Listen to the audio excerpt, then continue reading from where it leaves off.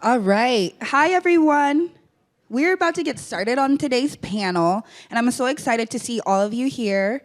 Today, Diana and I will be your moderators, and we are so excited to speak to you all about the Advocacy Corps and what it looks like to advocate for pathways to citizenship. So I'm going to pass the mic to Diana to do some introductions of herself and some of the lovely panelists that she has sitting beside her. Thanks, Jamila. Welcome, everyone. Thanks for choosing this workshop. I will be briefly introducing these two amazing individuals that I will be sharing this space with. And so, as you know, many of you know, I am the current program assistant for the Migration Policy Program here at FCNL. And I'm also a former Advocacy Corps, which is one of our 10-month programs that we offer here at FCNL. And so this is they are part of my former advocacy cohort. And so I have Patrick Kelly right next to me. He goes by, I love the support. He goes by he, him pronouns, and he's a student at Notre Dame. So let's give a round of applause for him. Yes. And then right next to Patrick, we have Isra. She goes by she, her pronouns, and she is the program assistant, the current program assistant for the Nuclear Policy Program at FCNL. So let's give her a round of applause. Woo! Okay, so again, my name is Jamila Lewis. I was actually part of the Advocacy Corps year 2019 through 2020, and we advocated for gun violence prevention legislation. And let me tell you, it was also a hard year, especially, it always feels like we are always stuck in the middle of an election cycle, right? And we have to talk to our legislators about these tough things when it comes time to vote and when it's the most important. So I'm gonna actually introduce the two panelists I have beside me who are amazing advocates and can tell you so much about their experience. So right beside me, I have the wonderful Karen Gomez, and Karen was part of the 2020 to 2021 Advocacy Corps. She goes by she, her pronouns, and she actually works for the Washington State Department. Then we have James Ryder, who's sitting right here next to him. Oh yeah, first off, sorry. My bad, we want to give everybody their kudos. And then right next to Karen, we have James Ryder. He goes by he, him pronouns. He works for Red Cross, and he was part of the Advocacy Corps 2020 to 2021 as well. Thank you both for joining us today. We really appreciate that. So now that you heard from us a little bit, they're going to give you a brief synopsis of who they are and the work that they've done, because I think it's really important to know about, what is their experience, where are they at now, right? I think that's a huge part of this work is where are you going and where are you heading after you start the Advocacy Corps. So I'm going to pass it to Karen, and then we'll go ahead and pass it over to Patrick. Hi, everyone. Nice to meet you. My name is Karen Arlet Gomez Lopez, and I'm coming from Washington State. Woo! We brought a delegation of almost 30 people, so that's really awesome. I did the Advocacy Corps, like Jamila mentioned, just basically last year, 2020 to 2021, and I am a graduate of the University of Washington, and I currently work for the Washington State Department of Children, Youth, and Families as a career pathways navigator. In terms of what I did after Advocacy Corps, I used to I've mostly worked in higher ed, but now I kind of transitioning a little bit to government, so working there. And then I'm also doing this Institute Fellowship, which is Institute for a Democratic Future, where in Washington State, we for 6 months are traveling every other weekend somewhere in the state, learning about our local government and elections and just local and state policy. So just really wanting to get more involved in government. So I'll pass it on to Patrick, and then we'll pass it. Hi, everyone. My name is Patrick Kelly, as they said. I'm currently a senior at the University of Notre Dame, which is in South Bend, Indiana, but I'm originally from Philadelphia. I'm studying political science and Latino studies, and I'm currently searching for a job. It's a process. But since the Advocacy Corps, I've worked with FCNL twice, once over the summer as a contractor. If any of you lobbied with us over the summer for a pathway to citizenship, I was the one that organized your visit. And then currently, I'm working with FCNL to advertise next year's Advocacy Corps cohort, which is advocating for a bill that has to do with Indigenous policy, specifically murdered and missing Indigenous people. Thank you, Patrick. Now I'm going to pass it to James. Hi, everybody. As said, I'm James Ryder. I live in Boston, Massachusetts. And since Advocacy Corps, I graduated from my master's program in international development with a focus on forced migration and belonging. So kind of the theme of our lobby stuff. But now I work for the American Red Cross, and I focus on disaster-based displacement, so mostly home fires, floods, stuff like that. And I work in our youth programming. And in Greater Boston, we have a deficit. We're working on getting more linguistic diversity in the American Red Cross, but we are a big organization, so I'm trying to do some advocacy there. And on my side, I work with a group called COSECHA, which advocates for driver's licenses in my state for folks without documented status. All right. My name is Istra. I use she, her pronouns. I attended Swarthmore College, where I majored in Mandarin Chinese and political science. And I currently, after Advocacy Corps, ended up working as a program assistant, which I now do with FCNL. And my topic is nuclear disarmament and Pentagon spending.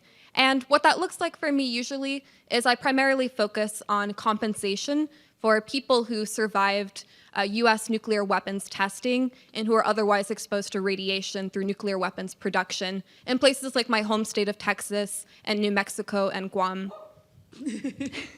Got some Texans in here. I see you. I love that. So as you can tell, we have wonderful people on this panel. I think you are all phenomenal, and I actually look up to you because not only have you worked with FCNL, but your journeys have taken you so far, and I'm so excited for you to give some advice as people go into their lobby visits tomorrow. So we have a few questions for you all. I'm going to pass the mic to Diana so that she can kick us off with the first question. We're going to hear from two panelists. Thanks, Jamila. And so as Jamila previously mentioned, it was a very nice year. There was a lot of space for us to meet with our members of Congress. And as many of you know, it was an election year, right?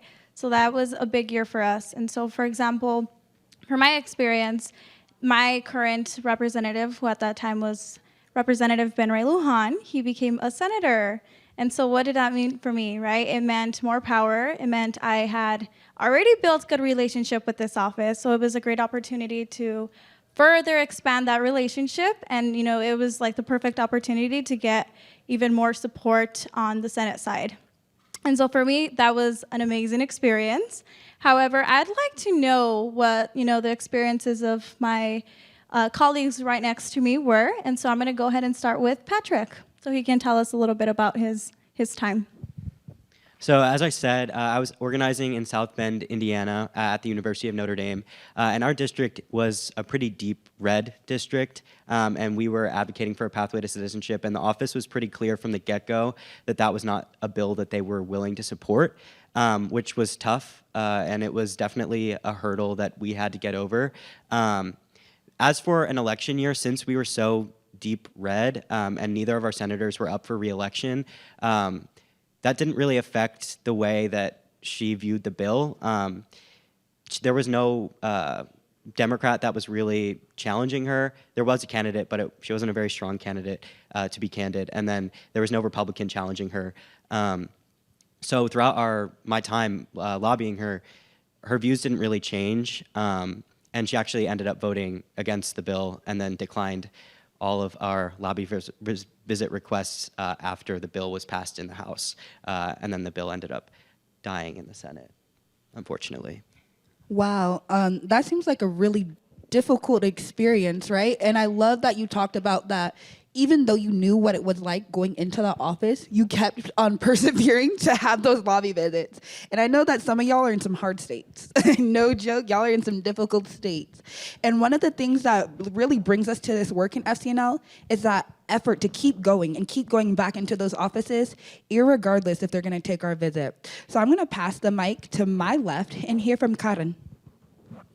Thanks, Jamila. I think for me, my experience is definitely a little bit different than other folks. I live in Washington State, and we're actually one of the most progressive in terms of like immigrant rights. We've had access to licenses and IDs for many, many years. We've actually had folks from other states would go to our state to try to get the licenses, and we have access to in-state tuition, to financial aid, access to like programs for women, even regardless of your status. So I think our state is definitely more progressive. So for us, the experience is a little bit more of like, okay, you clearly support these programs and these bills that we bring to you, but what else can you do, right? And a lot of times Democrats put the responsibility and blame on Republicans, and they're like, well, we're in favor of it, but Republicans aren't, so like, you gotta go lobby them, right? And it's like, yes, I understand that, but it's like, we need more from you, and we, to some extent, expect you to do more. So I think for us, that's like the challenge, right? We're like, we know you support, but we want you to do more. In terms of the election, I think also all my senators and my representative, they weren't really like in danger to lose their position. So it was kind of normal for like normal status quo. It was just in terms of like busyness, like I think I was also doing a lot of community work to try and get our communities to vote, like to register to vote and vote. And so it's like trying to do a lot of work in your community at the same time. But yeah, that's a little bit of my general experience. All right, so we're gonna go ahead and make sure that we have enough time to get to all the panelists today, and also make sure that we're able to get some questions from you all in the audience and those online as well. So the next question that we have, and a little thing that I'd like to talk about, is how do you go into an office, right? Like, what is advice that we could all on this stage give you all? The only thing I could say is go in being your whole self. That is one thing that I would give. When you're telling your stories, right, bring yourself into that. Bring that language that you speak in your community, right? If it's a little joke about your community and the climate that you're in, or like a little something that connects that legislator back to home, I think that's super useful, because sometimes they are a little bit removed, right? We're all the way in Washington, D.C., like over 300 participants are here in Washington, D.C. right now to connect to your legislators. So I think the best advice that I can bring or give to you all is to bring your full selves. Tell them who you are, where you're from. Talk to them like they're your aunt across the kitchen table, and just see where they're at with bills.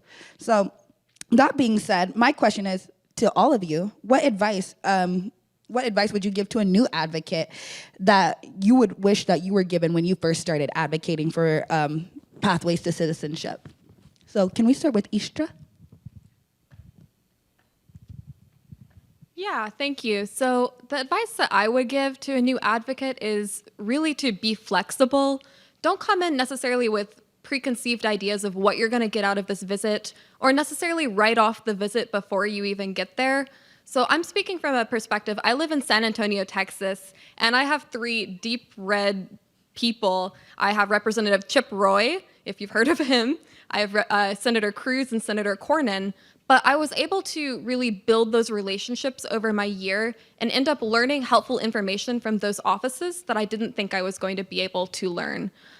So coming in kind of with an open mind and that FCNL attitude of deep listening ended up being really helpful for me that year.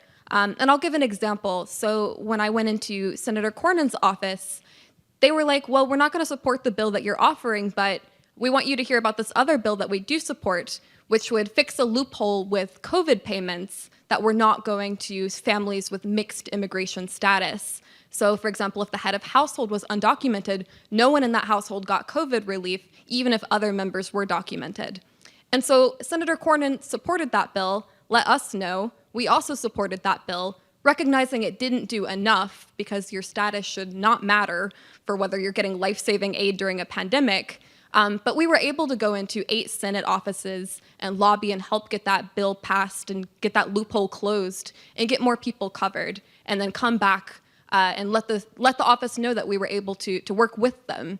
So building those kinds of mutual relationships was really helpful in being able to keep an open mind and learn from offices that I didn't necessarily think were going to do anything to help me.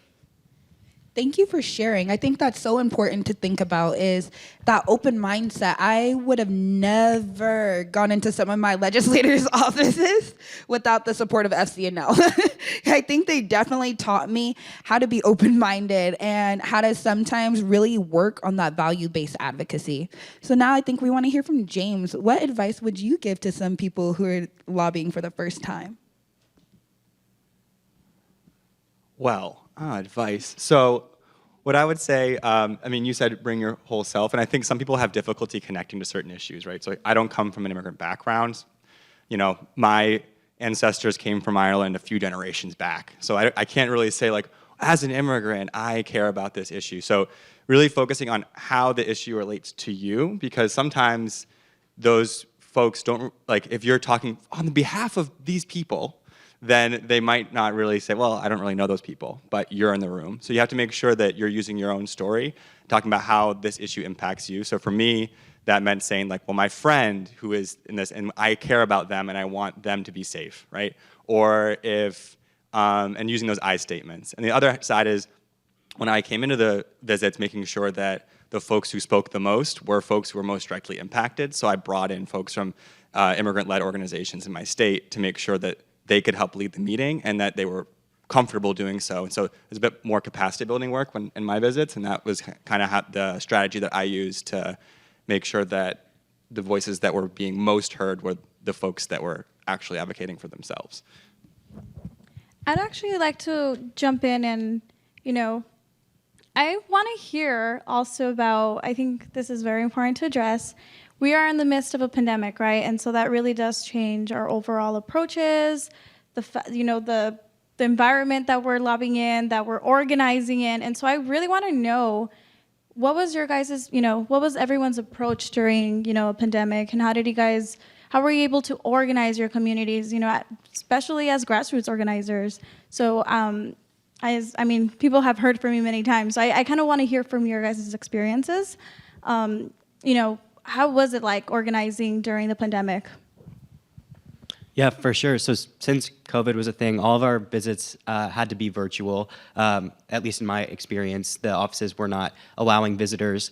And as I said, I was organizing at Notre Dame, and we were privileged enough that Notre Dame was fully in person last year. So our campus was in person, just masked essentially, which I think made it a little bit easier to organize just because everybody was present. But I will say, lobby visits that occurred online, while they may seem maybe less effective or just less personal, I think one plus to them is that they have a lower barrier to entry. So it was a lot easier for students at Notre Dame to just hop on a Zoom call in between classes rather than trying to figure out how to get everybody to the office and transportation and the rules and regulations surrounding that. And then as for like tactics on how we were able to like make our voices heard in that time was, I would say the biggest thing in my case was persistence, and just, as I kind of alluded to earlier, just trying to get a visit happening as often as possible,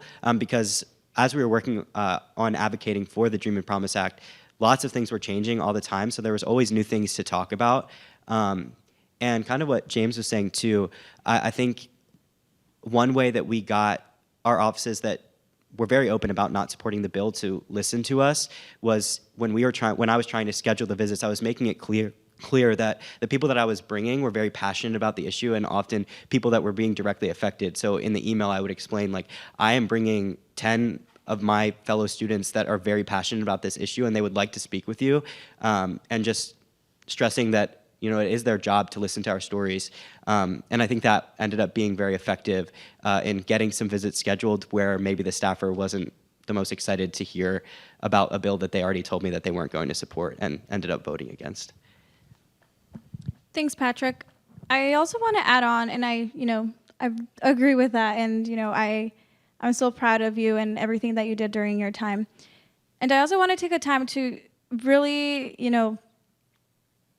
say, really strongly emphasize the fact that I think this is a great time and space it's an opportunity, right? I feel like the pandemic, many times it was seen as an obstacle. However, I feel like it was a very big opportunity, especially for my own experiences. I've been talking all day, so right now I'm just jumping over my own words, but anyways, I feel like it was a really perfect time to engage people who weren't able to participate in this type of work because they had work or many other things going on. And so virtual, right? I take it as an opportunity because I had many meetings in which people participated during their lunchtime, in which people participated on their way to class. And so this is a great time to, engage people who aren't as capable within their timing, their schedules. And so that's something that you really have to consider if you're planning on being, an organizer in the future or maybe applying for a program. We have the Advocacy Corps program. We have our program assistant program in which I myself am, Eastra's in.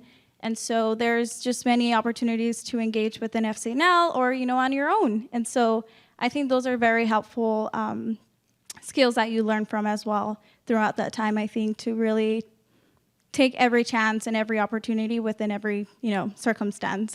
That's how I try to see it. Patrick wants to say something else, so yes.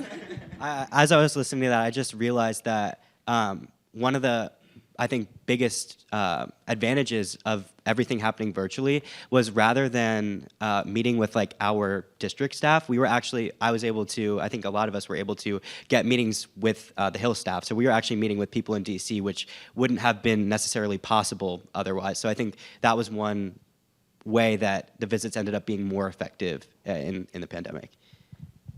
Thanks, Patrick. Anybody else wants to add anything? I would like to elaborate on the previous question, if possible.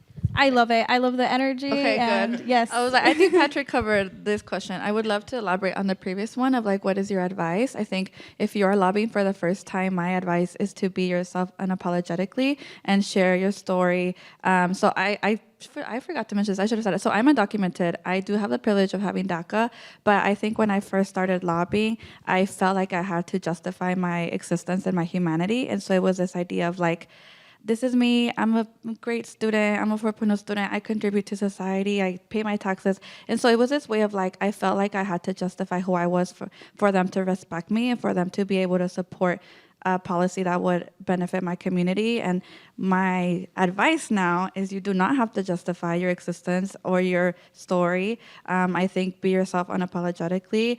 And so own your story, only share what you feel comfortable though with, like, especially for folks who are undocumented. It is a process. It's a process of healing, a process of like accepting this is who I am and I don't have to explain to you and like justify that I deserve your humanity, your like empathetic self, right? Like I'm gonna do what I gotta do to improve things for my community, whether you respect it or not. And so that's like one of my advice to people that are lobbying for the first time. In terms of organizers, if you're organizing for the first time, my advice is to have like your key like purposes, like who you really want to engage or what you really want to get out of your experience. So for me, my like main purpose was I want to engage people who have not had access to government. I want to engage my community, specifically my undocumented, my immigrant DACA recipient, and like Latino community who have never been to even our state capital, who don't know how government functions. So like I think one of the things I did was I just created like a simple, basic Intro to Government 101, right? So I literally just went through like the 3 branches of government, what is Congress? I mean, I'm not even an expert, but it was like sometimes our communities don't have even this knowledge, right? And so I think that was my main purpose, was to engage people who have never lobbied or who had never had the access to government. So yeah, I don't know if I went off track, but thanks. I want to add on to something before we move on, just because this reminded me. So Karen was actually, she was just incredible during her time organizing. I remember, some of us actually reached out to her because she created PowerPoints to educate individuals, and they were just so helpful. And, those are like some of the work that we, you have to strategize. Like, you're like, how can I educate, communities or individuals who don't know anything on this issue? How do we start from point zero without going through like a longer process in which, we only have 10 months to do this, right? And so I thought it was just like a great way to like start this work, and also, to engage people to be part of this work. So thank you, Karen. And that's just some tips, create PowerPoints. So. Okay, so before we move on to our last question of this section, I'm going to let y'all know that we are going to, talk a little bit more, because I think that this conversation is a little riveting. So we're going to add an additional 5 minutes to make sure we get to the last question and hear from our panelists. So James, I know you wanted to say something before we get to that last question. I want to pass you the mic. Okay. Yeah, I just wanted to like circle back a little bit to I had so many thoughts as other people were talking, but in terms of the virtual versus in-person lobbying, I just wanted to bring up the other thing was accessibility of lobbying to people. And I think we mentioned it a bit, like I had folks that could come in from work and do a lobby visit, but also you have more resources where you could bring in people who are representative organizations from across my state. And so I think that made coalition building a lot easier because you were able to say like, oh, I have this person and they are the head of this thing, which has this many people. So even if you don't, like lobbying when you were in person, you had to like put bodies in rooms. And then when you're bringing it virtual, you kind of have all those people as little tiles on a screen, or you can say this person represents this many people and how they feel about this issue in your state. So that was one thing I think the virtual space allowed for a lot more, and having like the ability to bring in more coalition building from not just your locality, but across the state. I was going to talk without the mic and say thank you, but realized y'all wouldn't be able to hear me. So thank you, James. I think that I want to go into the next question and our final question before we open it up to the audience in person and online to ask some questions. But one thing I want to elaborate on are these tactics that you all keep mentioning that you had to really do to do that work virtually. We had slideshows, right? We had people really emphasizing storytelling. We were making sure that the visits were accessible online and in person or hybrid, right? And I think that for me, the Advocacy Corps before you all, it was a little different advocating in person because what I did, right, is I was hosting roundtables. Hey, can you come to this meeting? I have 25 people here, and hearing from staffers and legislators. But when the pandemic happened, it was really different. It was really difficult and different. My legislators kind of stopped taking lobby visits. In March, they're like, yep, we're done for the year. And I think that made it really hard to have those visits and have those conversations. So to hear that, like, all right, well, we were paused, and then that you all came in later in the year and resumed those lobby visits and having those conversations, I really want some of you to elaborate on what are the tactics that you use to get your legislators to come to some of those visits with you all. So I'd like to let's have do Isra, talk a little bit. Yeah, so someone on this panel, and I'm sorry I don't remember who, but you were mentioning how, having these Texas constituents really encourage, well, not Texas constituents, but having people from your district or your state makes your legislator want to listen, whether they're district staff, whether they're DC staff. Like, their job is to listen to us and hear what we have to say and what priorities we want them working on. And so what I would do, I had a combination of different types of people and organizations and individuals who I would bring, but I know I mobilized a couple of high school classes. So these are like young kids. It's their first foray into activism of any kind. And so bringing a high school class. And then, of course, also the staffers have to be nice to you because you're kids. And so having them share their personal stories, and the staffers were always really polite, really receptive, and really thankful to the children who I brought who were sharing their own personal experiences of why immigration reform was important to them. And I was also able to work with like nationally known organizations like Raíces and bring people from that organization along on my visits. And they gave me really helpful insight, including helping us shift to the shifting away from bills that had criminal bars and making sure that we weren't categorically excluding people based on criminal records. So having this insight from different types of people, whether it's from that personal experience or professional experience, that was always really helpful to bring into a visit and really got the staffers listening, I would say. As for how I got staffers to show up, sometimes you just have to bug them. You'll typically find out like who you mesh well with. The first person I ever met with was a former CBP officer and was way further to the right on this issue than the member of Congress. And so I didn't end up meeting with that person again, but I did find somebody in that office who was much more receptive and who we built a relationship with over lobby visits over the year. So be persistent, build those relationships. You'll find out who you like talking to in an office, and they'll remember you and your face and your story as you keep coming back. I love that you said that. My first lobby visit, I was in 4th grade. I was 9 years old, and I went on my first lobby visit, and I was like looking up, because I'm like, I remember lobbying with my class. And so I was looking up the Nevada legislative records. It was lobbying for the state assembly, and it was really cool to see that like my name was there, that I was lobbying at 9 years old and didn't know that it was a lobby visit, right? I was just there talking. They're like, hey, do you care about this? And I was like, yeah, I think so. A little kid me. And it's so cool to see like so many of us have that experience of just being brought in to different spaces and not knowing that it was going to have a huge impact on our lives.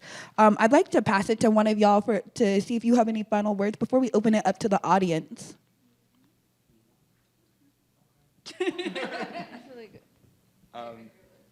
Yeah, I also agree. Like Karen and I both agree. But I would say that the only other thing is that don't be scared to lobby. I think people, at the end of the day, it's like you're saying, storytelling and relationship building. And if you can make friends, then you can make friends with anyone. It's about finding that human connection.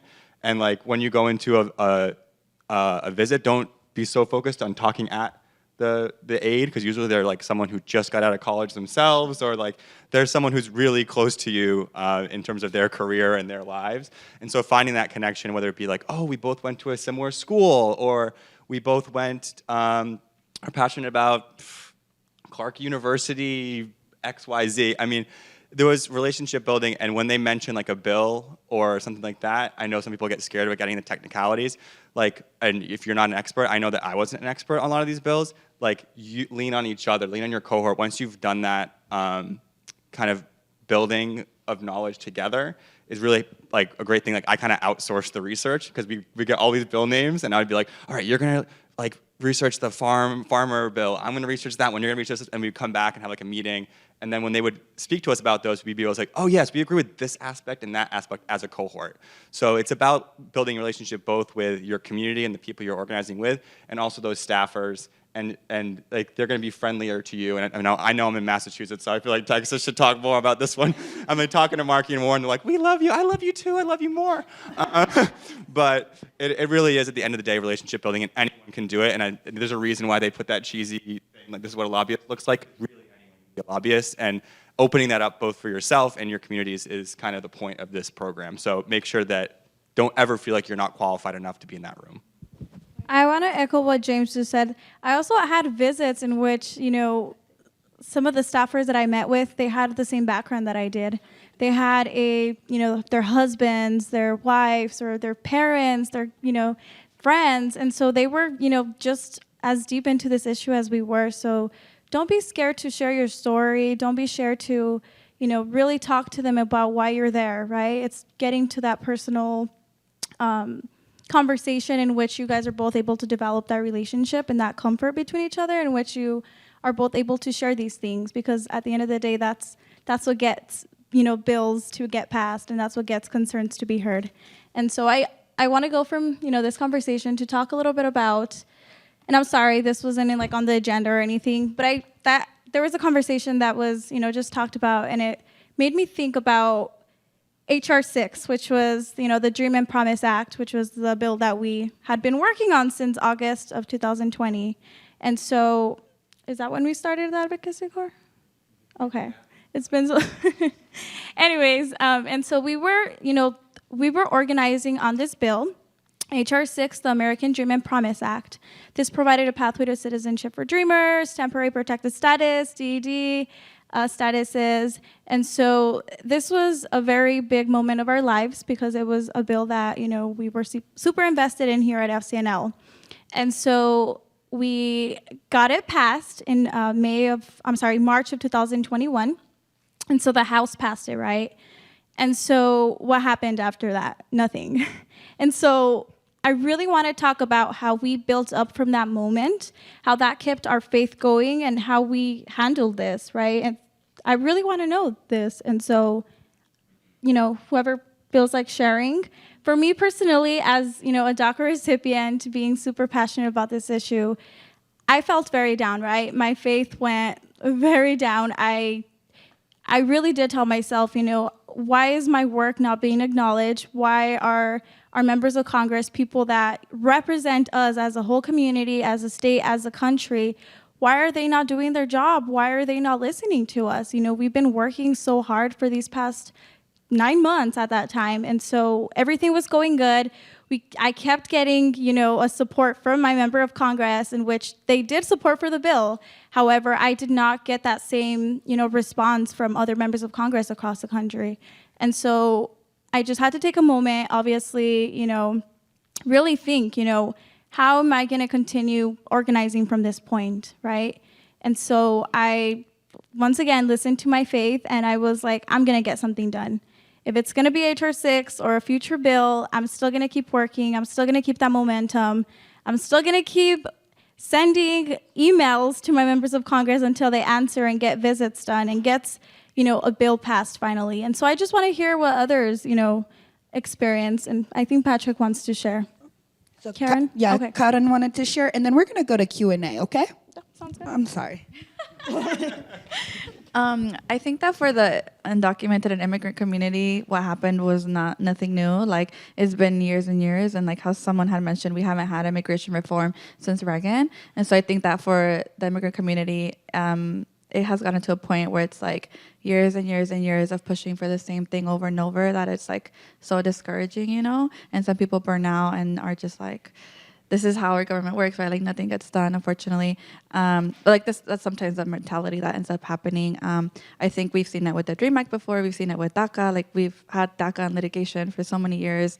DACA recipients, like, it went to Supreme Court, and it's been constantly changing, federal courts in Texas that end up saying it's unconstitutional, and then no new applications. Like, it's been years of us, like, we're pushing for immigration reform, but it's like years of us trying to just stay even in the loop of like consistent changes to our statuses and to bills. And so I think that I think a lot of folks were like, yay, excited that the Dream and Promise Act could pass the House, but we already kind of had this idea of like, well, is Mitch McConnell even going to table this bill, But I think we are in it for the long run. Like, we're in it for the long run, and so we're going to keep pushing until, we pass something. So that's all I got. I'm so sorry to cut this short, y'all. We can talk about this all day. And if you want to talk to us, please contact us after this panel, because we'd love to talk to you about the different things that you can do in your community.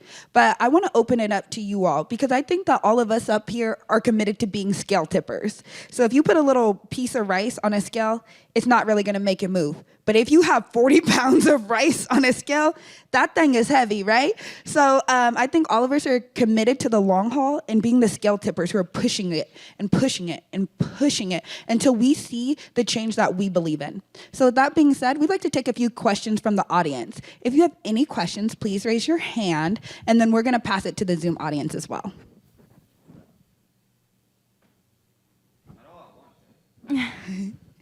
There's so many hands to choose from.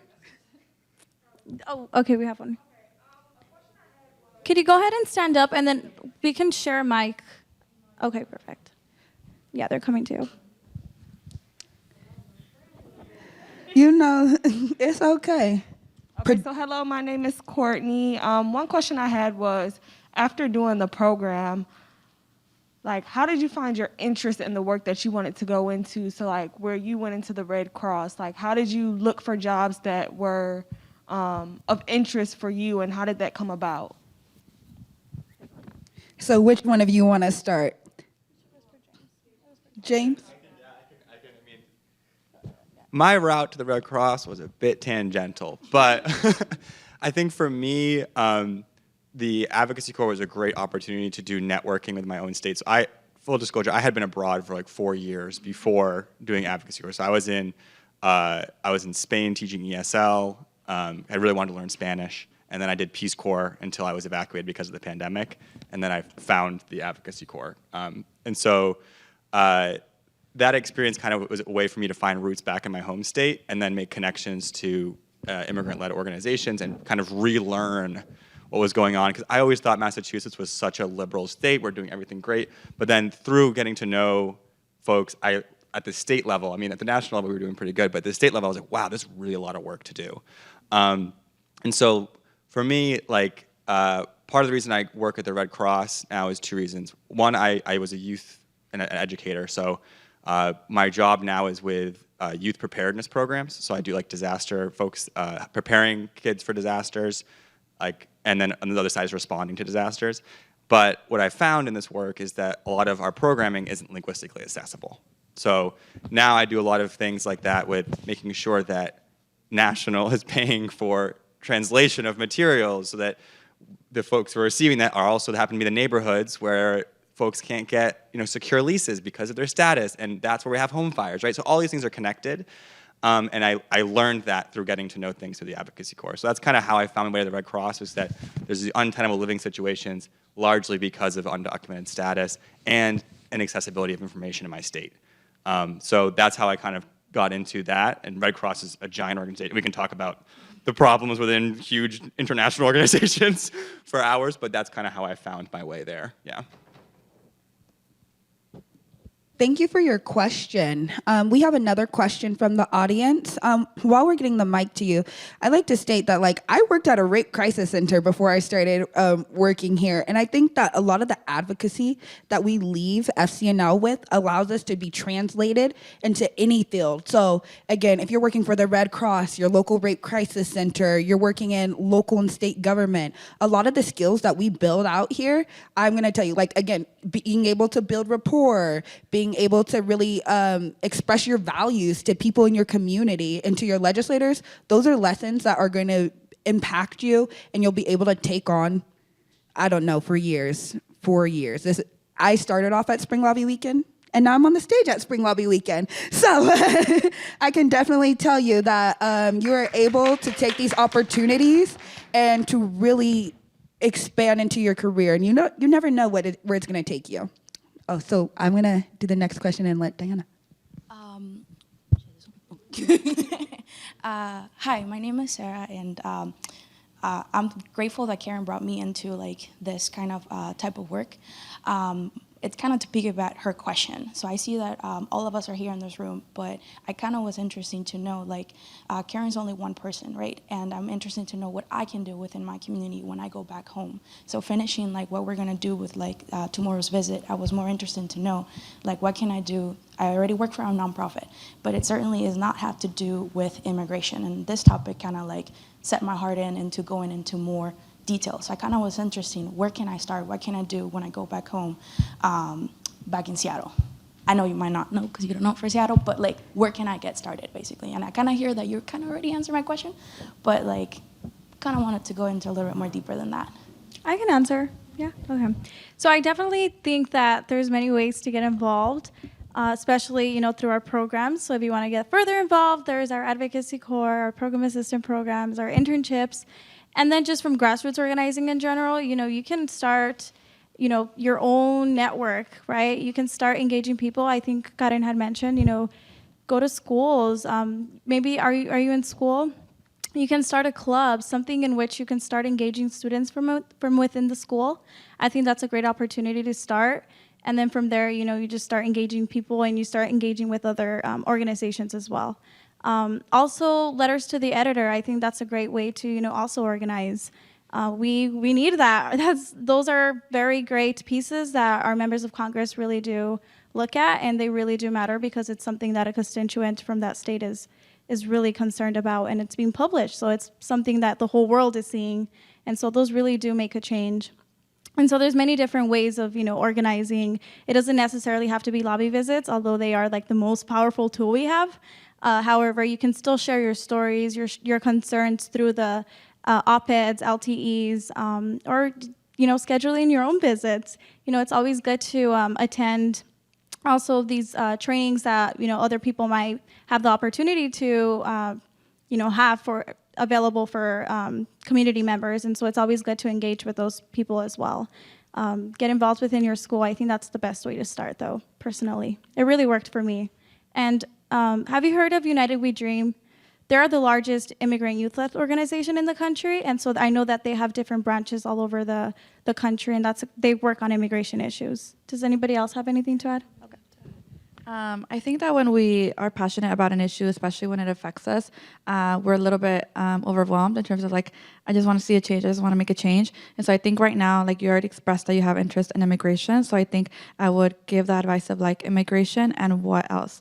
Like I think, was it immigration and education or immigration and healthcare, immigration and women's rights or immigration and public policy? Because once you have a more specific idea, you're going to be able to brainstorm things that you can do. So for example, when I was a student, as an undocumented student, clearly it was my focus was like undocumented students not having access to financial aid, right? So what can I do? Okay, I can fundraise to create scholarships, right? To have money for scholarships. Now as like in policy, it's like, okay, I want to see immigration reform. So it's like pushing for immigration reform. If I sometimes around Christmas time, I'm like immigration and kids that have their parents that are detained in a deportation center. So I was like, okay, toy drive. Like let's do a toy drive for kids that, so I'm thinking very at the grassroots level right now, but it's like a toy drive for kids that have parents that are detained in an immigration detention center because they don't have parents or a dad or a mom that can buy them toys, right? So it's just something, it can be as simple as like, I'm going to organize with my family a toy drive and then donate those toys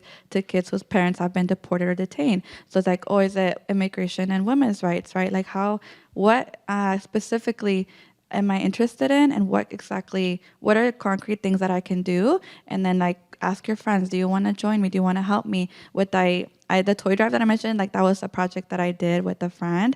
And it was like, because, you know, it's like some of us have our families here and some of us don't because they've been deported or detained. And you think, oh my goodness, these kids, like if they have maybe papers, they can go visit their parents in the detention center, right? And it's like, what if they don't, right? Or so just really thinking specifically about what you're interested in and what fires you up, and then like, okay, what exactly can I do, right? Like what's realistic? We can start small and go big. The toy drive, literally the first time we did it was like a few toys, and then people noticed, and then every year it got bigger and bigger and bigger, and it was like random people started like calling us and like donating toys, and so yeah, I went on a lot, but No, that's fine. We love when people elaborate, and I think, yeah, go ahead, clap it up. Go ahead, clap it up.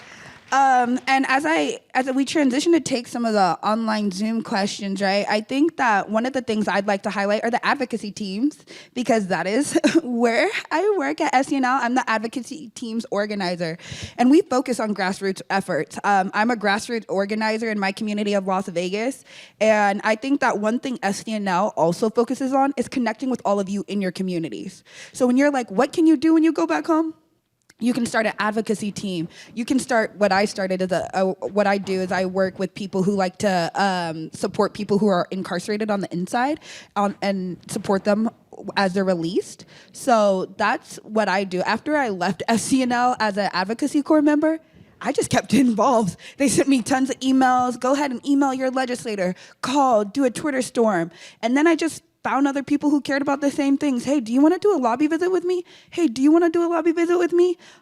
We've had about 15 people come from Nevada who care about pathways to citizenship and who've helped us network and connect with our legislators. And one thing I like to throw in for clout, this is my clout thing, is during the 2020 uprisings, my senator called me. She called me to see how I was doing. And to me, that was the most humbling thing ever. So after you leave here, continuously build those relationships. Because again, I'm never gonna forget to tell y'all that those relationships are essential. Because now when I say, hey, I wanna go talk to you or I wanna visit with you, they're like, oh, it's Jamila. We're gonna accept that visit because we know she's gonna talk our ears off and she's gonna continuously show up, which is what they were talking about on the side. She's gonna knock on the door. I might send some cookies, right? I might meet them at the grocery store and just say, hey, like, can we go out? No, not really the grocery store. But, hey, can we go out? During the January 6th riots, I ended up emailing and texting everybody I had contact to. So anybody who was in that White House on January 6th, I made sure I followed up with them and said, hey, how are you? So I think that, like, what you can do is continuously build on those relationships that you're starting to have tomorrow. So for a lot of you all who are going into your lobby visits tomorrow, this is the time for you to make your connections. I brought my resume my first year, and I started interning that same year. So my first year, Spring Lobby Weekend 2018, I brought my resume to my legislator's office. I said, hey, if you have any internships available, can you please make sure to let me know? I got an offer within the week. So the one thing I'm gonna tell you all is to continuously build up that rapport. Even if you're not sure what you're gonna do, just say, hey, I came, I talked to you. Can we just have a quick conversation on the phone and invite other people into that space?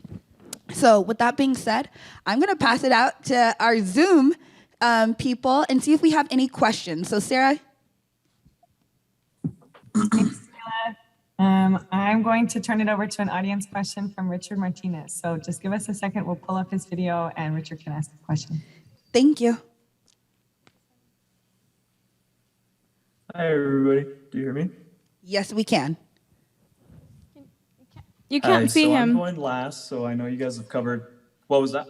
Okay, there you go. Okay.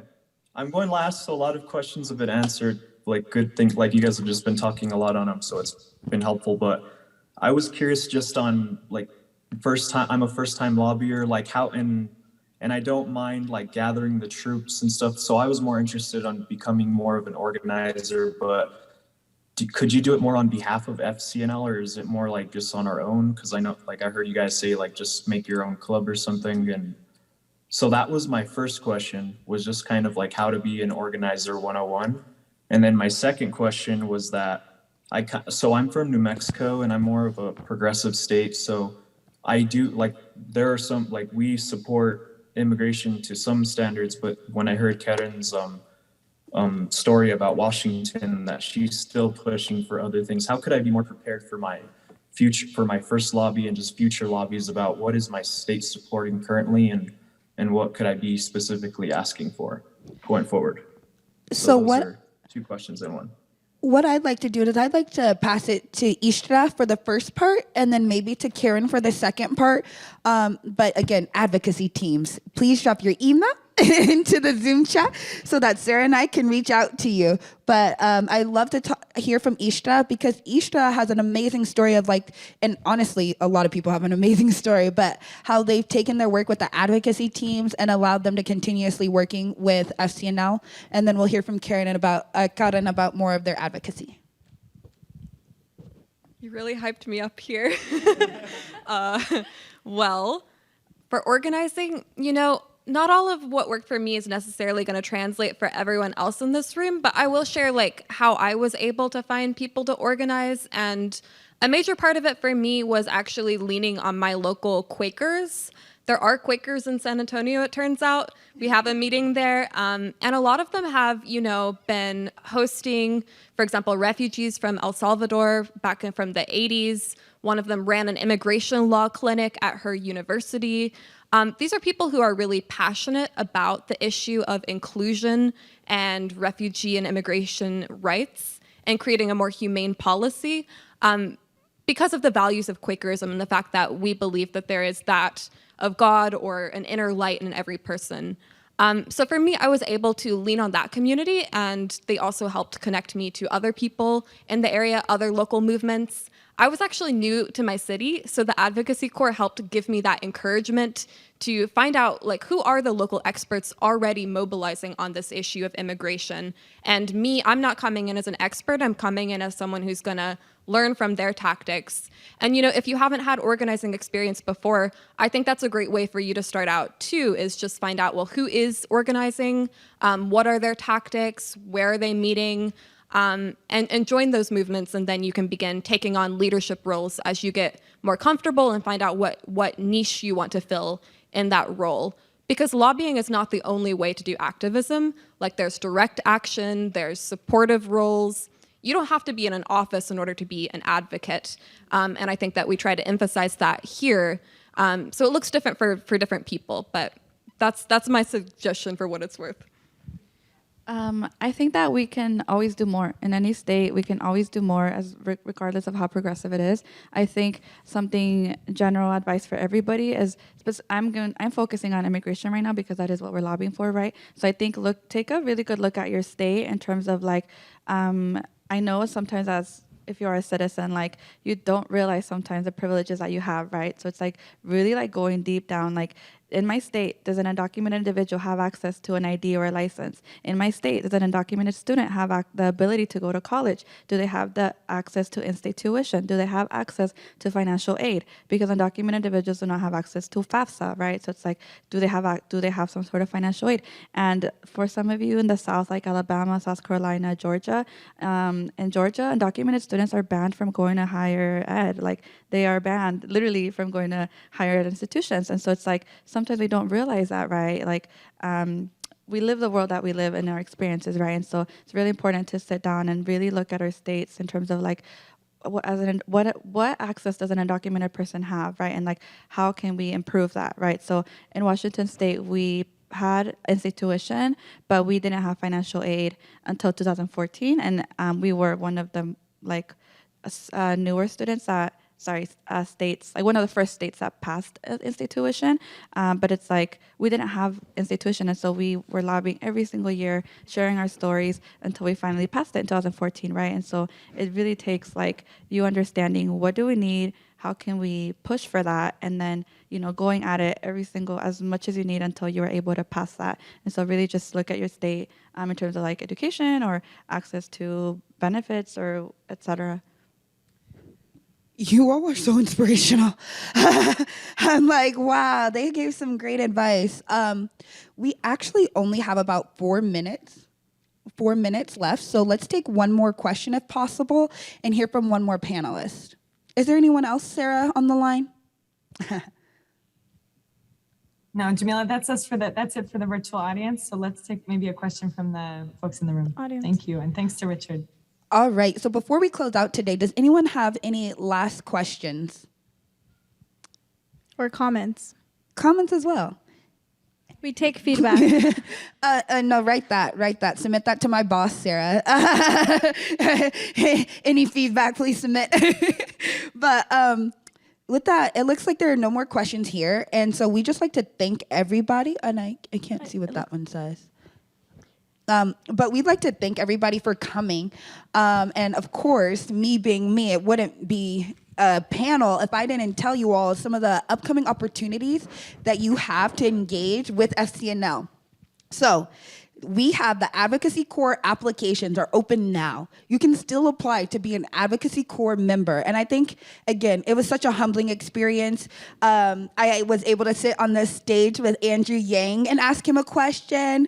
Larissa and I went to a gun violence prevention conference, and we were able to talk to tons of people. So one thing I would say is try to join the Advocacy Corps if possible.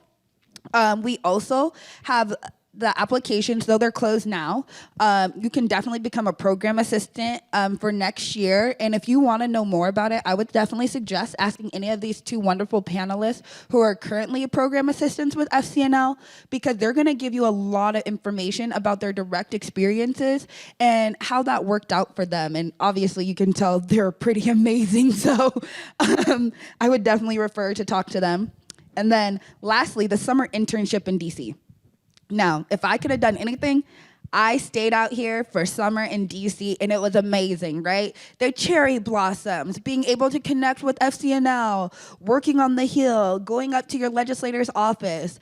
I'm definitely going to hype that up, because these are all opportunities that you can engage as a part of the young adult program, and also there are opportunities that support you in your trajectory. Like I said, you never know where you're going, but today could be the start of your new journey.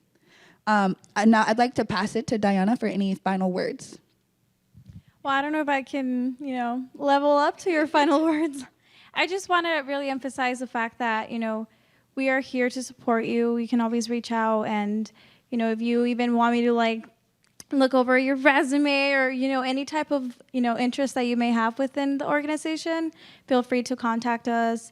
I'm always willing to help, and we're very happy to have you guys here and just to be involved and be passionate about these issues. It is, regardless of, what you're deeply invested in or, interested in, it really does matter. And, us folks, especially young folks, we really do make the change out there.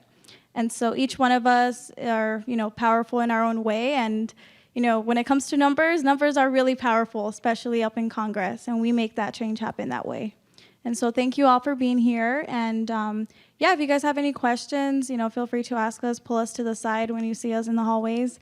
This is officially our last day here at the National Press Club. And so we just wanted to end off by really, thanking you guys for being here, and good luck on your visits. I know you guys are going to do an excellent job, and remember to, they really emphasize today, be yourself, enjoy every moment of it, and really speak what you really believe in and what you truly think really does need, a change. And we will see that happen. I really do have a lot of hope and faith within this year, and, hopefully we get the dignity and the value honored for our documented immigrants this year. And, we got to stay together throughout that process.